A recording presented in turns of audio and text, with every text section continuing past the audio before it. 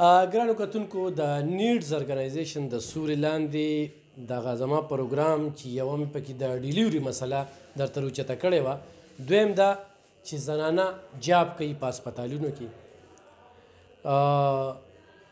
زړه کې کم احساسات لري او دوی په کم سنټر کې دي، د دې باره کې به را سره دوی خبرې کوي. نو دا خبرې به ته ورو خپله پېژنګلو را سره وکړه.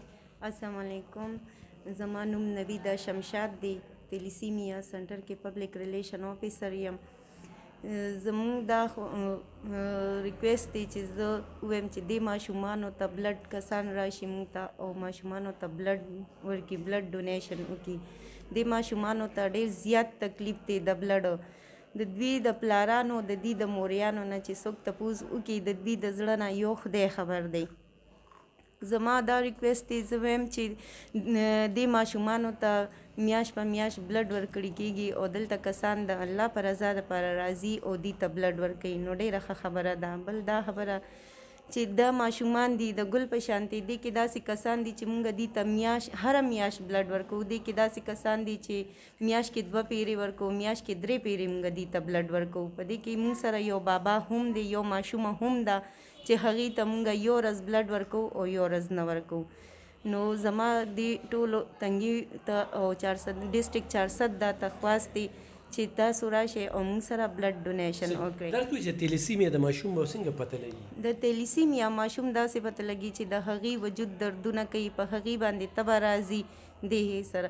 د مور او د پلار، د مور چې ماینري د پلار ماینري هغه بیا د ماشوم میجر شي. کزن میریج چې وشي، زیات تر تلیسیمیا چې دی دا کزن میریج کې راځي.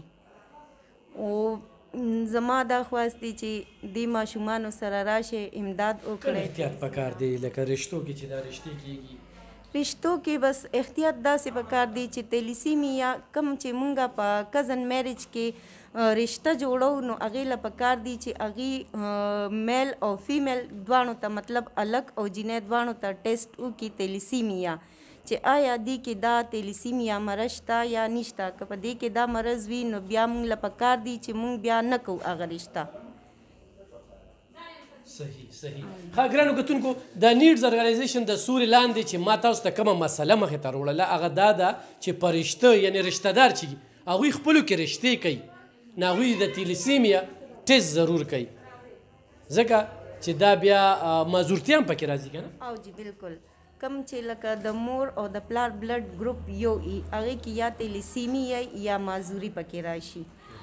او جی دغه خبره ده. تاسو جاب کوئ، ایکسپیرینس هم څه؟ زما 4 کاله دلته وشو جی. او په څه کې ایکسپیرینس لرئ؟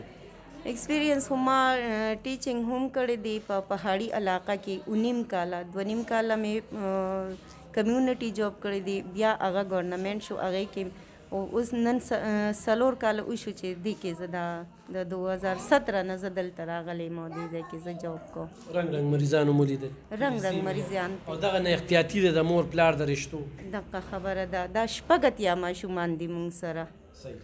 او دغه ټول چې دوی تلیسیمیا ټیسټونه نه دي کړي، ودونه یې کړي دي؟ دغه خبره ده د دوی تلیسیمیا دوی ټیسټونه نه دي کړي. سادګي ډېره زیاته وه. دا خو اوس لږ ماشاءالله لږ ماحول سیسټم ښه شو، خلک ایجوکیټډ شو، نو د هغې په حواله کې لږ اوس احتیاط کوي. صحیح.